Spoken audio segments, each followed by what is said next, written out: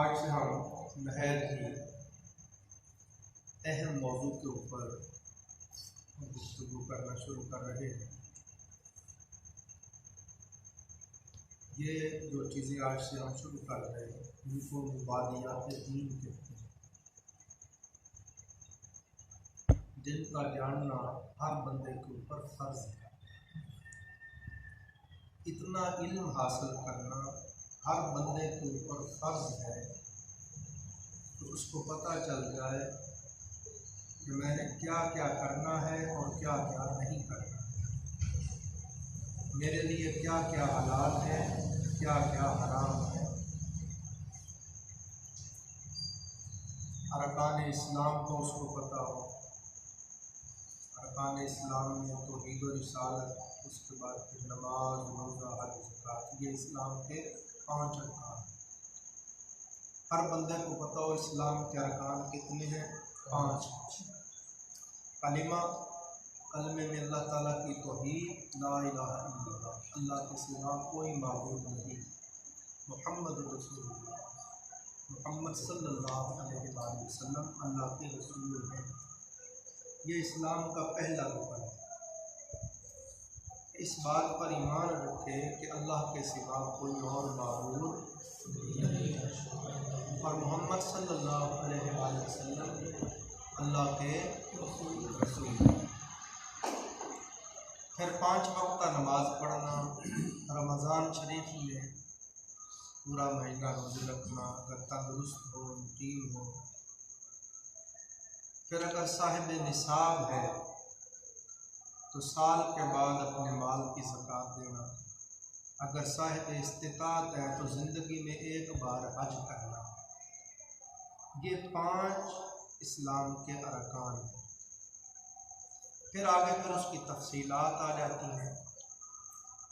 जिस तरह हम शुरू कर रहे हैं, नमाज पढ़नी है तो नमाज पढ़ने के लिए क्या क्या ज़रूरियत है। कल हमने पढ़ा, मैंने तफसील से अर्ज़ कर दिया। नमाज पढ़ने के लिए सबसे पहले तहारत। नमाज पढ़ने लगे हैं, जिस जगह आप नमाज पढ़ रहे हैं वो जगह पाक हो, आपके कपड़े पाक हो, आपका जिस्म पाक हो, फिर आपने वुज़ू किया हो, फिर आप नमाज पढ़ें। ये तहारत है। फिर उसका सतर ढपा हुआ हो। दूसरी शर्त क्या है, जिस्म ढपा हुआ। नंबर 3, नमाज का वक्त हो। ये नहीं कि नमाज का वक्त ही ना हो और वो नमाज पढ़ने लगे। नंबर 4, इस्तिक़बाल क़िबला, उसका चेहरा, उसका सीना क़िबला शरीफ की तरफ हो। नंबर 5, जो नमाज कर रहा है, पढ़ रहा है, दिल से उसकी नीयत हो। तो अब इसमें पहली शर्त जो है वो है तहारत। क्या है? तहारत। ये लंबा चौड़ा दर्स नहीं होगा, कि सीखने सिखाने की चीज़ें हैं। मैं कोशिश करूँगा कम से कम हो ताकि याद रहे। बस जब बहुत ज़्यादा पढ़ लेते हैं तो फिर वो सारा खलत मलत हो जाता है।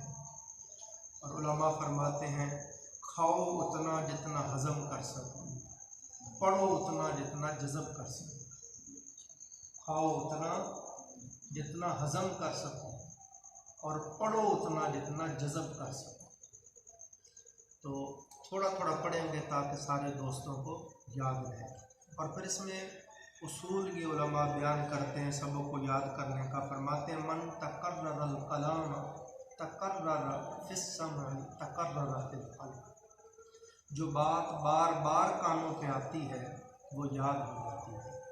तो इसका तरीका ये है, जो पढ़ते हैं ना, घर गए हैं, बच्चों को सुनाएं, तकरार हो गया, दुकान पे गए, दोस्तों के पास बैठे, अधिकारी साहब ने जिस तरह वज़ू का तरीका बताया, तो इस तरह जब बार बार तकरार करते हैं ना तो सबक याद हो जाता है।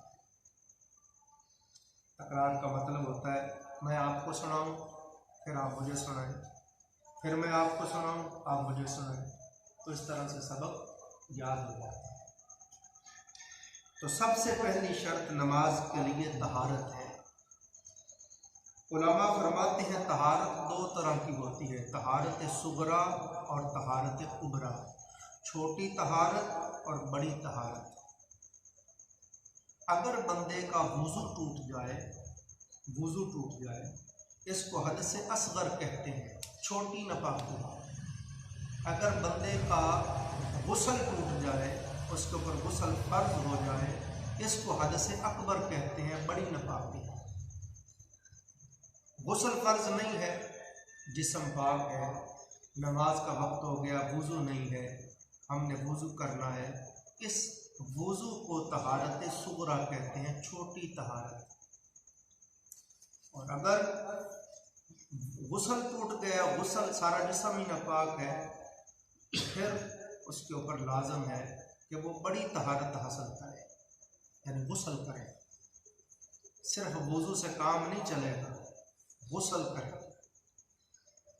तो जब हम सबसे पहले वुज़ू का पढ़ते हैं, अल्लाह ताला ने कलाम पाक में वुज़ू का जिक्र किया, फरमाया या अय्युहल्लज़ीना आमनू इज़ा कुमतुम इलस्सलाह, ऐ ईमान वालो जब तुम नमाज पढ़ने के लिए उठो, फ़ग़सिलू वुजूहकुम, तो अपने चेहरों को धो, अपने चेहरों को धो।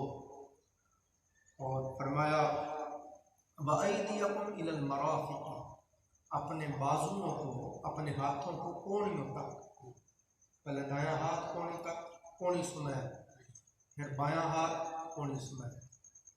ये कुरान पाक जो वुज़ू के फ़राइज़ हैं ना, उनका जिक्र कर रहा है।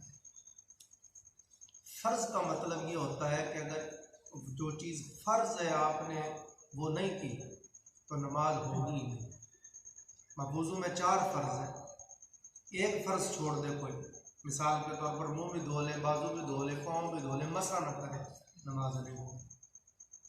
फ़र्ज़ किए हमने। तो कुरान पाक में अल्लाह ताला ने खुद वुज़ू के फ़राइज़ बयान कर दिए। फरमाया जब तुम नमाज पढ़ने के लिए उठो ईमान वालो, फ़ग़सिलू वुजूहकुम, तो अपने मुँहों को धो, अपने चेहरों को धो। वअयदियकुम इलल मराफ़िक़, और अपने हाथों को कोहनियों सुमैर। वमसहू बिरुऊसिकुम, और अपने सरों का मसा करो। वअरजुलकुम इलल कअबैन, और अपने दोनों पाँव धो, टखनों सुमैर। ये वुज़ू के 4 फ़र्ज़ हैं जो अल्लाह ताला ने कुरान पाक में बयान कर दिए। अब जब हम वुज़ू करते हैं तो उसमें बाज़ चीज़ें फ़र्ज़ हैं, बाज़ चीज़ें सुन्नत हैं, बाज़ चीज़ें मुस्तहब हैं। फ़र्ज़ वो चीज़ होती है जो अल्लाह पाक ने फ़र्ज़ की है, जो चीज़ अल्लाह ताला ने कुरान पाक में बयान कर दी कि ऐसे ऐसे करो, उसको अदा करना हमारे ऊपर फ़र्ज़ होता है। जो आका इस्लाम ने जिस तरह अमल किया है या जिस तरह करने का हुक्म फरमाया है, उस तरह करना, ये सुन्नत रसूल सल्लल्लाहु अलैहि वसल्लम। सुन्नत का माना होता है तरीक़ा। सुन्नत का माना क्या है? तरीक़ा। सुन्नत मोहम्मदी सल्लल्लाहु अलैहि वसल्लम, तो माना क्या बनेगा? मोहम्मद सल्लल्लाहु अलैहि वसल्लम का तरीक़ा है। तो सरवरे कायनात सल्लल्लाहु अलैहि वसल्लम की सुन्नत मुबारका के ऐन मुताबिक आज हम वुज़ू पढ़ेंगे। वुज़ू किस तरह करना है, आका अलैहिस्सलाम वुज़ू कैसे करना है। सबसे पहले ये उलमा बयान फरमाते हैं, और सरकार पाक सल्लल्लाहु अलैहि वसल्लम की हदीस से पाक है, जब आप नमाज पढ़ने लगे हैं तो आपको अगर तेज़ पेशाब आया हुआ है, तेज़ पेशाब की हालत में, पखाने की हालत में कोई बंदा नमाज पढ़े, उसकी नमाज नहीं होगी, मकरूह है नमाज। जो कब खड़े रहेंगे आपका ध्यान उधर ही रहेगा। अब दीन युस्रुन, दीन आसान है। अल्लाह ताला ने, मैं आपके सामने दावे से कह रहा हूँ, हर जगह अल्लाह पाक ने अपना हक बंदे के हक के बाद रखा है। अपना हक बंदे के हक के बाद रखा है। नमाज पढ़ना, बंदा नमाज पढ़े अल्लाह ताला के लिए, ये अल्लाह का हक है।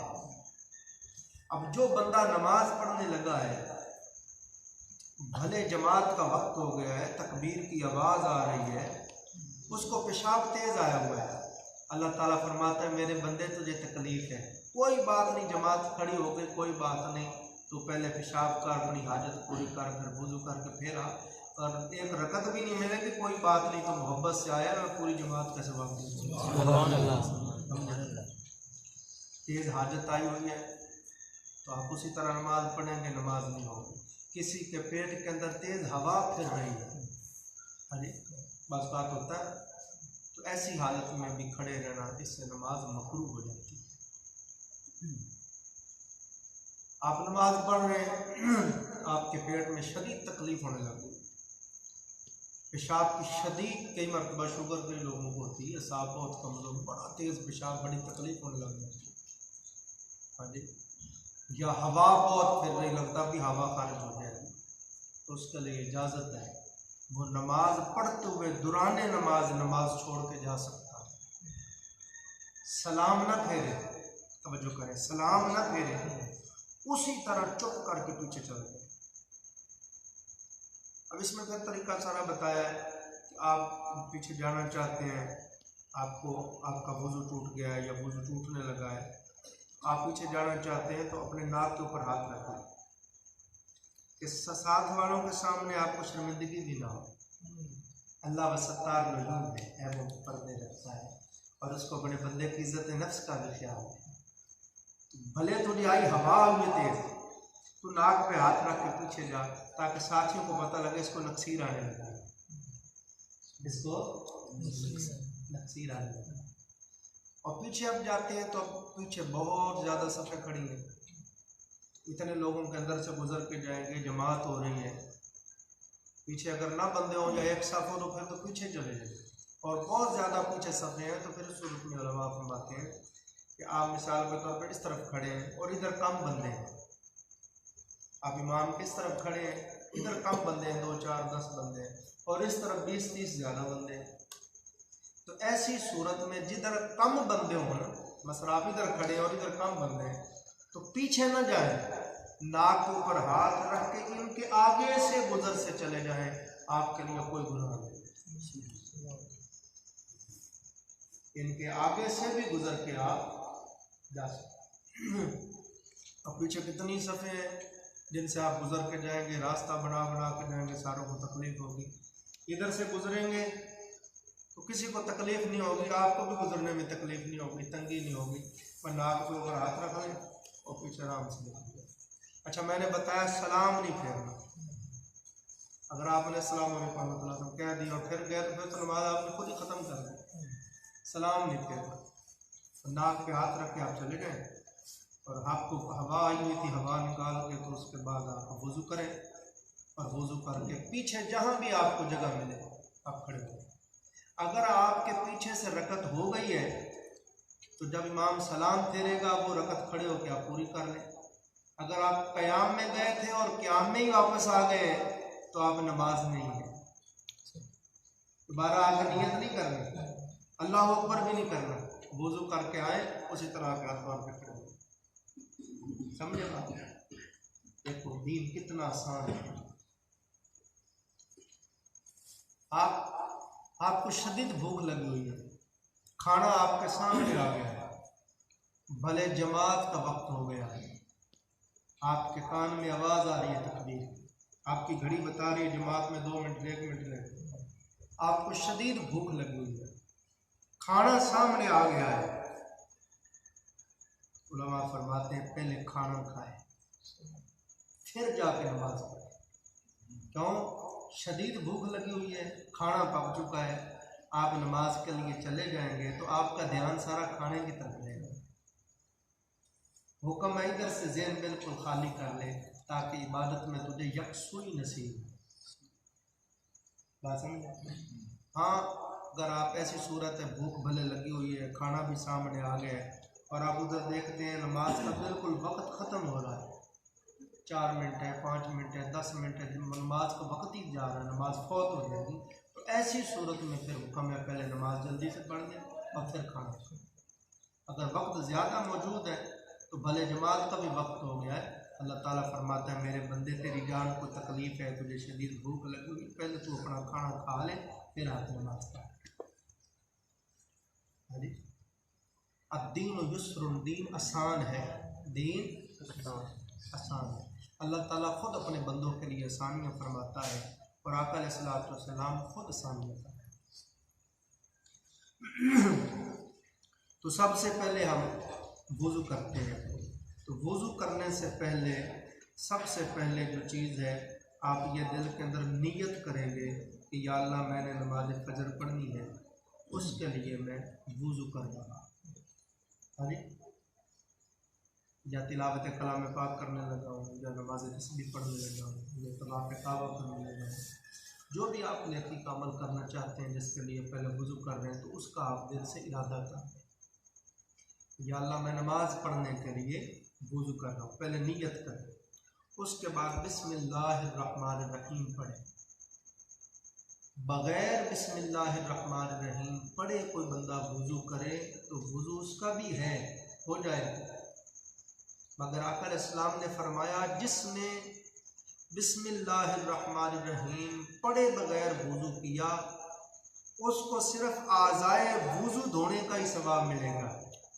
तो उसने हाथ धोए हैं, चेहरा धोया है, मसा किया, पाँव धोए, मगर फरमाया जो बिस्मिल्लाहिर्रहमानिर्रहीम पढ़ के वुज़ू करे वो ऐसे ही है जैसे उसने सारा जिस्म ही धो लिया।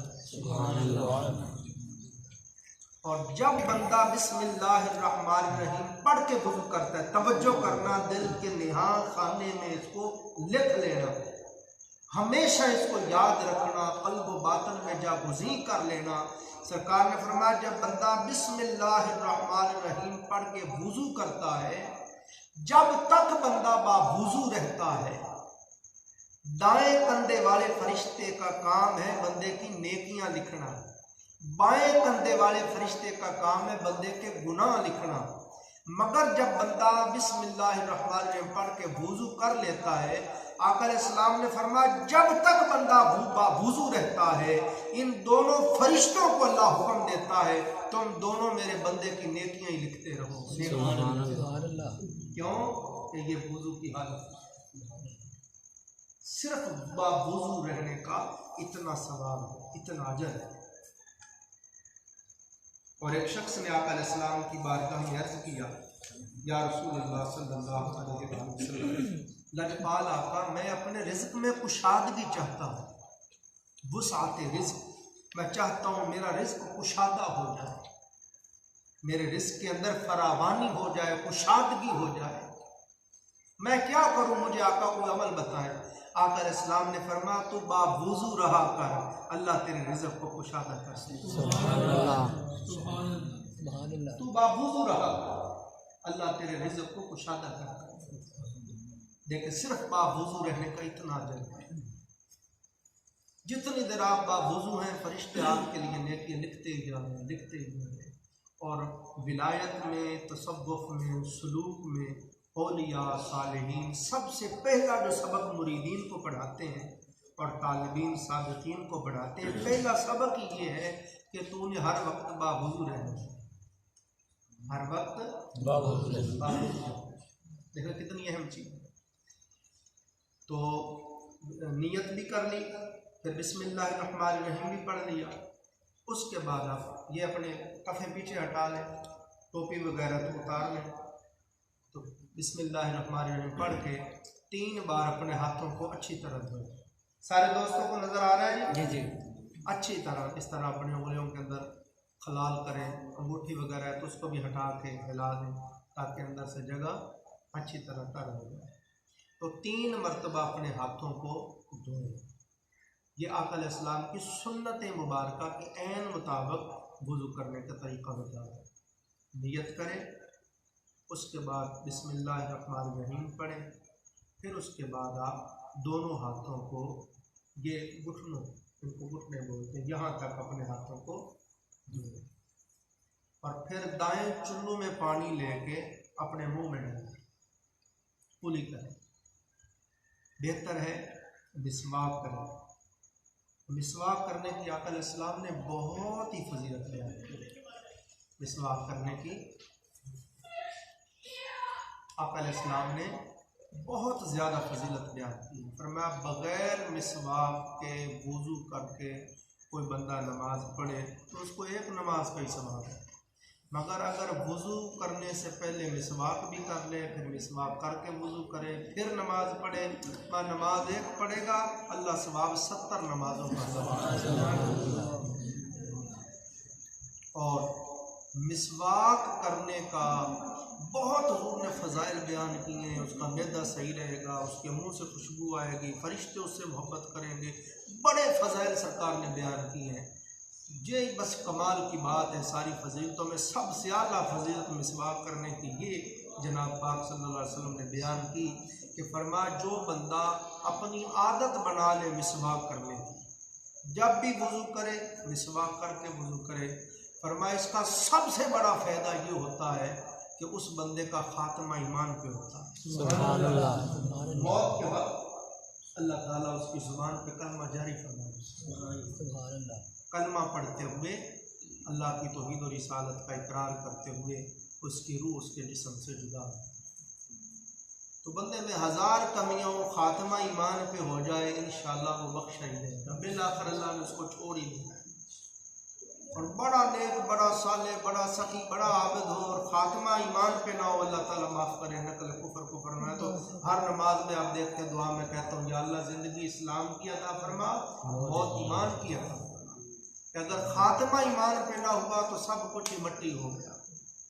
समझे बात? तो जो बंदा वज़ू करे और वज़ू से पहले मिसवाक कर ले तो हुज़ूर ज़मानत दे रहे हैं, सरकार फरमा रहे हैं तो उसका खात्मा ईमान पे है। और उससे भी आगे मेरी अपनी एक तबीयत है, मेरा एक अपना मशरब है कि मैं औलिया सालिहीन की तरह, खुद रब्बुल आलमीन की ज़ात अक़दस की तरह, उसके महबूब पाक सल्लल्लाहु अलैहि वसल्लम की तरह आसानियाँ करता हूँ और ढूंढ ढूंढ के बंदों के लिए आसान चीज़ें लाता हूँ। जो अल्लाह के बंदों के लिए आसानियाँ करता है, अल्लाह उसके लिए आसानियाँ करता है। समझे ना?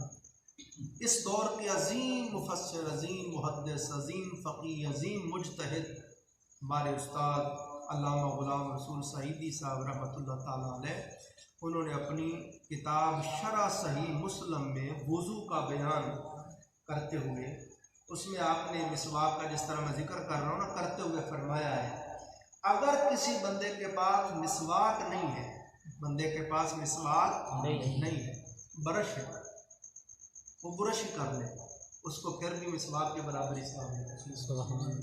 अगर ब्रश भी नहीं है, मिसवाक भी नहीं है, जनाब ने लिखा है ये शहादत की उंगली को मिसवाक बना ले, दांतों पे हर तरफ फेर ले, अल्लाह उसको मिसवाक कैसे होता है। सुभान अल्लाह।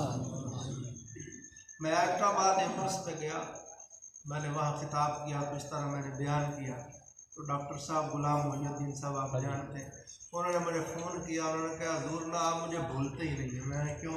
कहते जब वज़ू करने लगता हूँ ना तो उंगली मुंह में मारता हूँ, आप याद आ जाते हैं। क्या मैंने कहा था, उंगली से आप भी मिसवाक कर लो तो फिर भी मिसवाक का इस्तेमाल। तो आपने तो इतनी आसानी कर दी, समझे? तो जो मुज्तहिद, जो फ़क़ीह, जो आलिम जो बात कहता है आप उसके ऊपर अमल कर लें, आपके लिए अजर होगा, सवाब ही सवाब। समझे बात? जिम्मेदार वो फ़क़ीह है, वो मुज्तहिद है जो अपने इल्म और तहक़ीक़ की रोशनी में इज्तिहाद करके वो मसला बयान कर रहा है, तो हमारे लिए अजर ही अजर है। तो ये मैंने आसानी के लिए बता दिया। अगर मिसवाक ना हो तो आप कम अज़ कम अपनी उंगली से ही मिसवाक। अच्छा, नियत करें, बिस्मिल्लाहिर्रहमानिर्रहीम पढ़ें, पहले हाथों को धोएं, फिर उसके बाद कुली करें, मिसवाक करें अच्छी तरह दांतों के, पहले दाएं तरफ ऊपर वाले दांतों के, फिर बाएं तरफ ऊपर वाले दांतों पर, फिर दाएं तरफ नीचे वाले दांत, फिर बाएं तरफ नीचे वाले दांत, अंदर बाहर अच्छी तरह मिसवाक करें और 3 बार कुली करें, 3 बार कुली करें। उसके बाद दाएं चुल्लू में, इसको चुल्लू कहते हैं, पानी लेके ऐसे नाक में चढ़ाएं और बाएं हाथ के साथ नाक को अच्छी तरह साफ करें और बाएं हाथ की छोटी उंगली से नाक के अंदर से रीठ वगैरह साफ करें। 3 मरतबा पानी चुल्लू के साथ नाक में चढ़ाना है और नाक को अच्छी तरह साफ करना है। ये आका अलैहिस्सलाम की सुन्नत मुबारक है। जो बंदा आका करीम अलैहिस्सलातु वस्सलाम की सुन्नत मुबारक से मोहब्बत करता है, सरकार ने फरमाया दौरे पुरफितन में जब मेरी सुन्नतें गुम हो रही हों और लोगों का रुझान और मोहब्बत मेरी सुन्नत से ख़त्म हो रहा है, उस वक्त मेरी सुन्नत को ज़िंदा करें, उसको 100 शहीदों के बराबर सवाब मिलता है। सुभान अल्लाह। और जो बंदा हुज़ूर की सुन्नत से मोहब्बत करता है ज़रूर बर ज़रूर क़यामत के दिन उसको आकर इस्लाम की शफाअत नसीब होगी। ये जो फरमाया ना कि जो मुझसे मोहब्बत करता है, हाँ जी, वो जन्नत में मेरे साथ होगा। तो दलील उसकी ये है, मोहब्बत की दलील ये है, जो मुझसे मोहब्बत करता होगा वो मेरी सुन्नत से मोहब्बत करेगा, वो मेरी सुन्नत। और जो बंदा आका इस्लाम की सुन्नत को अहमियत ना दे, एक तो है ना कि सुस्ती है, काहली है, हाँ जी, गफलत है, मगर हुजूर की अज़मत, हुजूर की ज़ात से मोहब्बत करे, हुजूर की हर अदा से मोहब्बत करे। तो एक लोग होते हैं वो आका इस्लाम की सुन्नत मुबारका को अहमियत ही नहीं देते। तो जो बंदा आका करीम अलैहिस्सलाम की सुन्नत को अहमियत नहीं देता, उलमा ने लिखा है, डर है ऐसा शख्स क़यामत के दिन हुजूर की शफाअत से महरूम रहेगा। और जो सुन्नत से मोहब्बत करता है, इश्क करता है, उसको ज़रूर बर ज़रूर आका अलैहिस्सलाम की शफाअत नसीब। तो ये सुन्नत के मुताबिक बता रहा हूँ। पहले नियत करे कि बिस्मिल्लाहिर्रहमानिर्रहीम पढ़े, नियत करे, बिस्मिल्लाह पढ़े, हाथों को धोए, कुली करे, फिर नाक में पानी डाले। अब उसके बाद अपना चेहरा धोया, ये पेशानी के बालों से लेके थोड़ी के नीचे तक, और इस कान की लो से इस कान की लो तक अच्छी तरह अपने चेहरे को धोना कि बाल के बराबर भी जगह खुश्क न रहे, अच्छी तरह। अगर दाढ़ी मुबारक हो तो अच्छी तरह दाढ़ी के अंदर पानी डाले, अंदर उंगलियां डाल के हलाल करें कि कोई जगह खुश्क न रहे। तो उसके बाद फिर पहले दायां बाजू धोएंगे, कोणी तक नहीं धोना, मैं बार बार कह रहा हूँ, कोणी समेत धोए। एक सरकार के साहबी हैं हज़रत अबू हुरैरा रज़ी अल्लाह अन्हु, वुज़ू कर रहे थे और उन्होंने, कुरान ने तो कहा ना कि कोणी समेत धोए, तो उन्होंने पूरे बाजू पीछे कंधों के ऊपर चढ़ाए हुए थे और यहाँ तक धोए जा रहे थे। और हुक्म टखनों तक धोए, ऊपर करके तहबान घुटनों तक धोए जा रहे थे। किसी ने देखा होगा आप ऐसा क्यों कर रहे हैं, धोना तो जहाँ तक चाहिए। उन्होंने कहा आका इस्लाम ने फरमाया है क़यामत के दिन वुज़ू वाले अज़ा चमकते होंगे, 14वीं रात के चाँद की तरह चमकते होंगे। मैं चाहता हूँ हर किसी के कोहनियों तक चमके, मेरे कंधों तक चमके। ये रीज़ बात है। तो कोहनियों समेत धोए, तो इसलिए भी उलमा ने कहा कि आप यहाँ तक धोएंगे ना तो मुमकिन है आपकी कोई सुस्ती करेंगे तो मुमकिन है ये कोहनी खुश्क रहे, तो थोड़ा आगे तक धो लें ताकि तसल्ली हो जाएगी जगह खुश्क ना रहे। तो पहले दायां बाजू धोना है, कोहनी समेत, फिर बायां बाजू धोना है, कोहनी समेत, फिर उसके बाद मसा करना है। अब कुरान पाक ने जो बयान फरमाया वमसहू बिरुऊसिकुम, अपने सर का मसा करना, इसमें उलमा ने बयान किया है सर के चौथाई हिस्से का मसा करना फर्ज है। फर्ज कितना है? सारे सर का मसा करना फर्ज नहीं है, चौथाई हिस्से सर का मसा करना फर्ज है। अब चौथाई हिस्सा उलमा ने बयान किया है, ये पेशानी है, ये तकरीबन 4 उंगली के बराबर है पेशानी, ठीक है। कहते हैं 4 उंगली के बराबर आपने ऐसे हाथ गिला किया और ये 4 उंगली यहाँ तक ऐसे भी कर दिया तो फर्ज अदा होगा, फर्ज अदा होगा।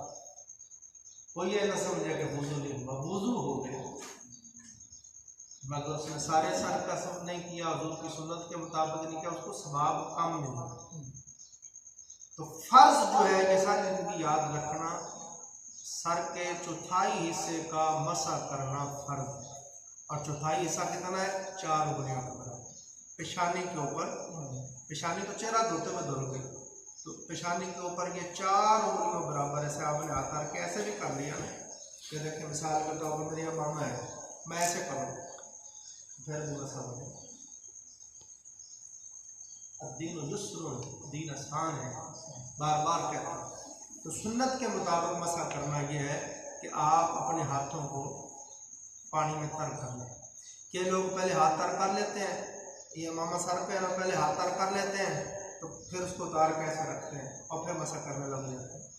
तो जो पानी मैंने लिया था मसा करने के लिए वो तो मामे के साथ लग गया, हाथ तो इस्तेमाल हो गए, कि टोपी उतारी तो टोपी के साथ लग गया।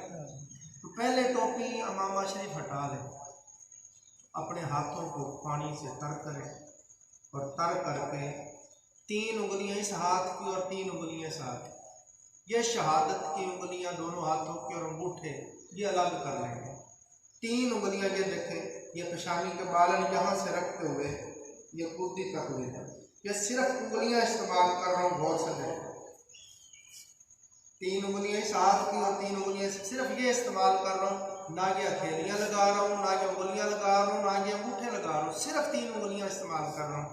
यहाँ से रखते हुए सर की गुद्दी तक ले जाए। अब यहाँ से ये सिर्फ ऊपर वाला हिस्सा मसा हुआ है, बिल्कुल छत के ऊपर वाली, ये हथेलियां हमारी उसी तरह भीगी हुई हैं। यहाँ से हथेलियों को फेरते हुए ऐसे वापस लाए, यहाँ से हथेलियां फेरते हुए उंगलियां ऐसे फेर के ले जानी है और यहाँ से हथेलियां वापस ऐसे लानी है। अभी हमारी 3 उंगलियां भी इस्तेमाल होगी, हथेलियां भी इस्तेमाल होगी। ये उंगलियां अभी नहीं इस्तेमाल, इन उंगलियों से कानों के अंदर मसा करना है अच्छी तरह, सारे कान में सारी जगहों पे उसको फेरना। अब ये अंगूठे रह गए, इसको अंगूठे का पेट कहते हैं। क्या कहते हैं? पेट। अंगूठे के पेट से कानों के पीछे से ऐसे मसा कर, नीचे से उठा के ऐसे लाना करेगा सारे दर्द ऐसे, ठीक है। अब ये पीछे से हाथ हमने इस्तेमाल नहीं किए, इनसे ऐसे गर्दन का मसा, बस ये सारा सुनना तो बता दूं। दोबारा मैं करता हूँ, आप भी साथ करते रहें। बिस्मिल्लाह, अपने हाथों को तर किया, उसके बाद ये 3 उंगलियां रख के ऐसे लेके गए, ठीक है। अब यहाँ से ये हथेलियां फेरते हुए वापस लाए। अब ये उंगलियां कानों के अंदर फेर दी, अंगूठे कानों के पीछे फेर दिए, पीछे से हाथ ऐसे फेर। ये सुन्नत की अहम होता है। सारे दोस्तों को समझ आ गया? जो चीज समझ ना आए पूछते हैं, शर्माते नहीं है। इल्म पढ़ने में शर्म नहीं करनी चाहिए। सारी बातें करते हैं हम, सारे काम करते हैं, नहीं शर्माते, और जो बात करने वाली पूछने वाली नहीं शर्माते। हाँ माशाल्लाह, अच्छा मैंने बड़ी अच्छी बात कही। तो जिस तरह आप फरमा रहे थे, कई लोग मसा करते हुए चूमने लग जाते हैं। मुझे बताएं क्यों चूमा? चूमते तो हमें सरकार का नाम आया, अशहदु अन्ना मुहम्मद रसूलुल्लाह, सरकार पाक का नाम आया या सुना तो फिर चूमते। यहाँ मसा करने के दौरान कौन सी ऐसी चीज़ है जिसकी वजह से आप चूम रहे हैं? यहाँ तो चूमने का जवाब ही कोई कहीं मैं दरम्यान में कलमा पढ़ रहा था और उसमें आकर मैंने ऐसे कर दिया, तो भाई आपने मसे वाला पानी इस्तेमाल कर दिया है, मसे वाला पानी आपने इस्तेमाल कर दिया। अब उस वैसे ऐसे चूम कैसे करें? आपका मसा नहीं होगा, पानी तो आपने इस्तेमाल कर दिया। देखिए हर चीज़ इस्तेमाल हुई है, उंगलियां आगे से इस्तेमाल हुई है, ये उंगलियां हुई है, ये घुटनों में, फिर पीछे से पुष्ट, हर चीज़ इस्तेमाल हुई कि नहीं? तो जब आपने ऐसे कर दिया तो आपने पानी को इस्तेमाल कर दिया, मसा किस चीज़ का करना है? यहाँ चूमने का कोई जवाब नहीं है, ना कोई सुन्नत है, ना कोई मुस्तहब है, ना किसी का भी तरीका नहीं है। ये कई जोहला अपनी तरफ से इस तरह के काम करते रहते हैं। तो मसा हो गया। उसके बाद दायां पाँव धोएंगे, ये टखनों समेत, टखनों के ऊपर तक, टखनों समेत, टखनों तक नहीं, टखनों समेत, टखनों के ऊपर तक धोएं। और बाएं हाथ की छोटी उंगली से इन उंगलियों के अंदर खलाल करें कि अंदर से मट्टी वगैरह साफ हो जाए और अंदर से खुश्क न रहे। पहले दायां पाँव धोएं, फिर बायां पाँव धोएं। ये वुजू करने का तरीका है। इसमें ये मुझे बहुत महबूब है, जब से मैंने पढ़ा मैं इसको पढ़ता हूँ, बस 1 मिनट में ख़त्म कर देता हूँ। जब इसमें वुजू करें तो एक तो हुज़ूर इस्लाम की सुन्नत मुबारक है, वुजू करते हुए ना ये सब आप दुआ पढ़ते हैं, बड़ी प्यारी दुआ है, मैं खुद बहुत पढ़ता हूँ, मेरी बड़ी महबूब दुआ है। तो आप भी वुजू करते हुए दौरान में ये पढ़ते हैं, बड़ी प्यारी दुआ है। अल्लाहुम्मा फ़िरली ज़ंबी, ऐ अल्लाह मेरे गुनाहों को बख्श, वस्सिअनी फ़ी दारी, और मेरे घर में कुशादगी कर, मेरे घर कुशादा कर, खुला घर कर। जो ने फरमाया दुनिया में जिसको बड़ा खुला घर मिल जाए, अच्छी सवारी मिल जाए, अच्छा पड़ोसी मिल जाए, वो खुशकिस्मत आदमी है, वो खुश नसीब आदमी है। आला सवारी मिले, खुला घर मिले, अच्छा पड़ोसी मिले, फरमाया खुशबख्ती की है। तो जब वुज़ू करे तो कसरत से दुआ पढ़े, तो वुज़ू करता रहे और साथ साथ दुआ पढ़ता रहे। अल्लाहुम्मा फ़िरली ज़ंबी ऐ अल्लाह मेरे गुनाहों को बख्श दे, ववस्सिअनी फी दारी, मेरे घर को कुशादा कर दे, वबारिक ली फी रिज़्क़ी, और मेरे रिज़्क़ में बरकत कर दे। कितनी प्यारी दुआ है, मुझे बहुत महबूब है, बहुत पढ़ता हूँ। और दूसरे नंबर पर मैंने जब से ये पढ़ा है ये पढ़ता हूँ। वुज़ू करें, आप हाथ धोएं, हाँ जी सॉरी हाथ धोएगा तो बिस्मिल्लाहिर्रहमानिर्रहीम पढ़ा, फिर कुली करें, तो कुली करते हुए आप पढ़ें अल्लाहुम्मा अइन्नी अला ज़िक्रिका व शुक्रिका व हुस्नि, ऐ अल्लाह मेरी ज़ुबान को जिक्र करने वाला, शुक्र करने वाला और अच्छी बात करने वाला, कुरान पाक तिलावत करने वाला, जिक्र करने वाला। हाथ वुज़ू करने से पहले बिस्मिल्लाहिर्रहमानिर्रहीम हाथ धोते हुए और पूरी करते हुए ये दुआ पढ़ें अल्लाहुम्मा अइन्नी अला ज़िक्रिका व शुक्रिका व हुस्नि इबादतिक। अच्छा, उसके बाद जब नाक में पानी डालें, अब तवज्जो करें, मुझे बड़ी महबूब है, खुदा की कसम खा के करो, जब से मैंने ये पढ़ा है मैं ऐसे वुज़ू करता हूँ, जो आज़ाद होता हूँ, जो उन्होंने फरमाया वो पढ़ता हूँ। जब नाक में पानी डालें तो दिली में कहें या अल्लाह मुझे क़यामत के दिन जन्नत की खुशबू अता फरमाना, दोज़ख की बदबू से बचाना। नाक में पानी डालें तो ये या अल्लाह जन्नत की खुशबू अता फरमाना। ऐसे सूंघे पानी तो जन्नत की खुशबू की दुआ मांगे, नाक साफ करें तो दोज़ख की बदबू से पनाह। उसके बाद जब अपना चेहरा धोएं तो कुरान पाक में फरमाया क़यामत के दिन कई चेहरे रोशन होंगे, कई चेहरे स्याह। जिनको नामा माल दाएं हाथ में दिया जाएगा उसका चेहरा रोशन हो जाएगा, जिसको नामा माल बाएं हाथ में दिया जाएगा उसका चेहरा स्याह। जो मतबियत वजूह मतस्वत, उस दिन कई चेहरे मुनव्वर रोशन हो गए, कई चेहरे स्याह। तो जब चेहरा धोए तो कहे या अल्लाह क़यामत के दिन मेरे चेहरे को रोशन करना, मेरे चेहरे को रोशन करना, स्याह होने से मेरे चेहरे को महफूज करना। जब दायां हाथ धोए तो कहे या अल्लाह क़यामत के दिन मुझे नामा माल दाएं हाथ में अता फरमाना और मेरा हिसाब आसान होगा। जब बायां हाथ धोए तो कहे या अल्लाह मुझे नामा माल बाएं हाथ में ना देना और मेरा हिसाब मुश्किल ना लेना। मैं थोड़ा सा अपनी तरह से इजाफा करता हूँ, या अल्लाह तू हिसाब ना नहीं तेरे कौन पूछेगा। इस तरह से जब भी मुँह धोए हाथ धोए इस तरह पढ़े। जब सर धोए, सर का मसा करें तो अर्ज करें या अल्लाह क़यामत के दिन तेरे अर्श के साये के सिवा कोई साया नहीं होगा, उस दिन मुझे अपने अर्श के साये के नीचे जगह है। कितने करीब बहुत खूबसूरत, हर चीज़ इसमें आ जाए। जब दायां पाँव धोए तो कहें या अल्लाह कुल सरात पे मुझे साबित कदम रखना, मैं गिर ना जाऊं मेरे मौला। कुल सरात के ऊपर से जब गुजरना है ना तो मैं पाँव रखूँ तो मेरे मौला मुझे सलामत रखना, मैं गिर न जाऊँ। तो जो बंदा इस तरह हर वुज़ू में पाँव धोते हुए ये कहता है अल्लाह इंशाअल्लाह उसको सलामत रखेगा। और आका अलैहिस्सलाम ने फरमाया जो बंदा कसरत के साथ मेरे ऊपर दरूद सलाम पढ़ता है, कसरत से मेरी ज़ात पे दरूद सलाम पढ़ता है, आका अलैहिस्सलाम ने फरमाया क़यामत के दिन कुल सरात के ऊपर से मेरा दरूद उसको गिरने नहीं देगा। इधर गिरने लगेगा तो दरूद पकड़ के इधर से संभाल लेगा, इधर गिरने लगेगा तो इधर से दरूद संभाल लेगा। मैं ऐसे संभाल के कुल सरात से गुजार के लेगा। कसरत से दरूद पाक पढ़ा करें। कल जुमे पर भी मैंने बहुत ध्यान की। अच्छा, सर का मसा करें तो या अल्लाह मुझे अर्श के साये के नीचे जगह अता फरमा। और जब गर्दन का मसा करें, कानों का मसा करें तो ये कहे या अल्लाह मुझे अच्छी बातें सुनने वाला बना। कौन सी अच्छी बातें? जिस तरह हम सुनने, अच्छी बातें सुनने वाला बनाओ और उनके ऊपर अमल करने वाला बनाओ। जब गर्दन का मसा करे तो दुआ करे या अल्लाह क़यामत के दिन मुझे दोज़ख के तौकों से बचाना।